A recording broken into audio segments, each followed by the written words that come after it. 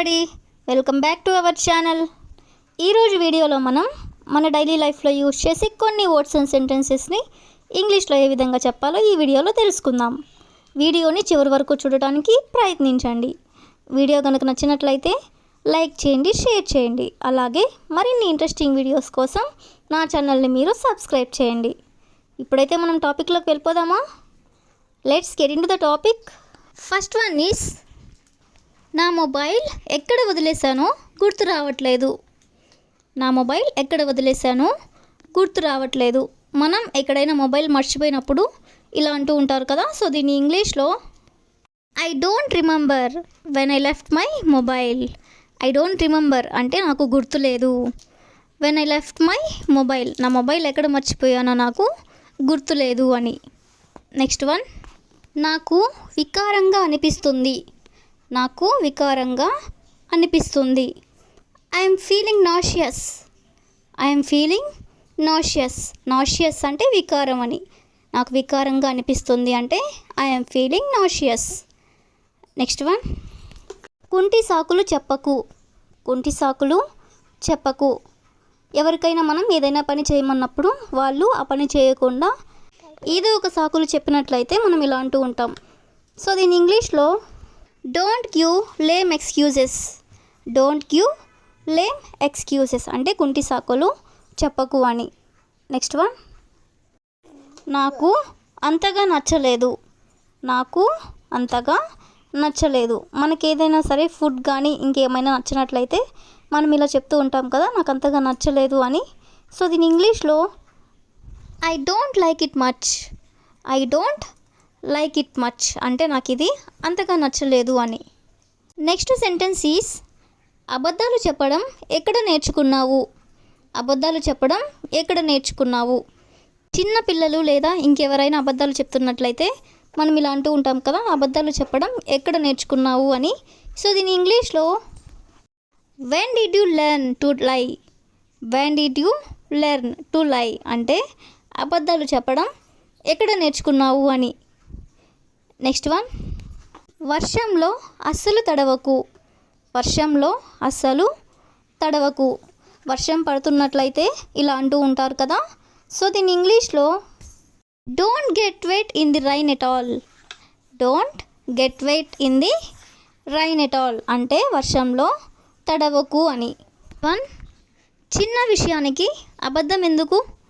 చిన్న విషయానికి అబద్ధం ఎందుకు. కొంతమంది చిన్న చిన్న విషయాలకు కూడా అబద్ధాలు ఆడుతూ ఉంటారు కదా, అలాంటి వాళ్ళతో మనం ఇలా అంటూ ఉంటాం. సో దీని ఇంగ్లీష్లో why lie about the little things. Why lie about the little things అంటే చిన్న చిన్న విషయాలకు కూడా అబద్ధాలు ఎందుకు అని. అంటే చిన్న విషయాలకు కూడా అబద్ధాలు ఎందుకు చెప్తున్నావు అని. నెక్స్ట్ వన్, ఆమె చెప్పేది అబద్ధమో నిజమో తెలియదు. ఆమె చెప్పేది అబద్ధమో నిజమో తెలియదు. సో ఈ సెంటెన్స్ని మనం ఇంగ్లీష్లో I don't know if what she is saying is true or false. I don't know if what she is saying is true or false అంటే ఆమె అబద్ధం చెప్తుందో లేక నిజం చెప్తుందో నాకు తెలియదు అని. నెక్స్ట్ వన్, నిన్ను ఇక్కడికి ఎవరు రమ్మన్నారు. నిన్ను ఇక్కడికి ఎవరు రమ్మన్నారు. దీన్ని మనం ఇంగ్లీష్లో who asked you to come here. Who asked you to come here అంటే ఇక్కడికి నిన్ను ఎవరు రమ్మన్నారు అని. నెక్స్ట్ వన్, నా దగ్గర దాస్తున్నావా లేదా నా దగ్గర నిజం దాస్తున్నావా ఇలా అడుగుతూ ఉంటారు కదా. సో దీన్ని ఇంగ్లీష్లో are you hiding the truth from me. Are you hiding the truth from me అంటే నా దగ్గర నుండి నువ్వు నిజం దాస్తున్నావా అని లేదా నా దగ్గర నువ్వు దాస్తున్నావా అని. నెక్స్ట్ వన్, నిజం చెప్పకపోతే నీకే నష్టం. నిజం చెప్పకపోతే నీకే నష్టం. సో దీని ఇంగ్లీష్లో if you don't tell the truth you will lose. If you don't tell the truth you will lose అంటే నిజం చెప్పకపోతే నీకే నష్టం అని. ఇంకెప్పుడు తింటావు. ఇంకెప్పుడు తింటావు. ఈ సెంటెన్స్ని ఇంగ్లీష్లో when else do you eat. When else do you eat అంటే ఇంకెప్పుడు తింటావు నువ్వు అని. నెక్స్ట్ వన్ ఈస్ నా మాట నీకు వినబడుతుందా? నా మాట నీకు వినబడుతుందా? ఈ సెంటెన్స్ని ఇంగ్లీష్లో can you hear me? Can you hear me అంటే నా మాట నీకు వినబడుతుందా అని. నెక్స్ట్ సెంటెన్స్ ఈస్ ఎవరు మాట్లాడుతున్నారు? ఎవరు మాట్లాడుతున్నారు? ఈ సెంటెన్స్ని ఇంగ్లీష్లో who is speaking? Who is speaking అంటే ఎవరు మాట్లాడుతున్నారు అని. నెక్స్ట్ సెంటెన్స్ ఈస్ నువ్వు చెప్పేది నాకు అర్థం కావడం లేదు, మళ్ళీ చెప్తావా? నువ్వు చెప్పేది నాకు అర్థం కావడం లేదు, మళ్ళీ చెప్తావా? మనం ఫోన్లో మాట్లాడేటప్పుడు లేదా అవతలి వాళ్ళు మనతో ఏదైనా చెప్పినట్లయితే మనకి అర్థం కానప్పుడు ఇలా అడుగుతూ ఉంటాం కదా, నువ్వు చెప్పేది నాకు అర్థం కావడం లేదు, మళ్ళీ చెప్తావా అని. సో ఈ సెంటెన్స్ని ఇంగ్లీష్లో I don't understand what you said, can you tell me again? I don't understand what you said, can you tell me again అంటే నువ్వు చెప్పేది నాకు అర్థం కావడం లేదు, మళ్ళీ ఒకసారి చెప్తావా అని. నెక్స్ట్ వన్ ఈస్ ఎందుకు కుంటుతున్నావు? ఎందుకు కుంటుతున్నావు? Why are you limping?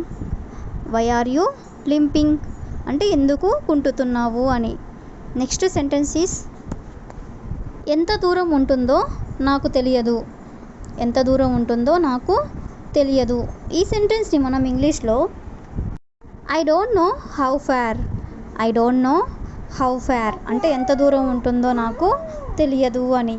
Next one is ఇల్లు ఖాళీ చేసి దూరంగా వెళ్ళిపోయారు. ఇల్లు ఖాళీ చేసి దూరంగా వెళ్ళిపోయారు.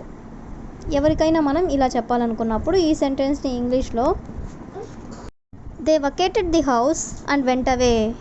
They vacated the house and went away అంటే ఇల్లు ఖాళీ చేసి దూరంగా వెళ్ళిపోయారు అని.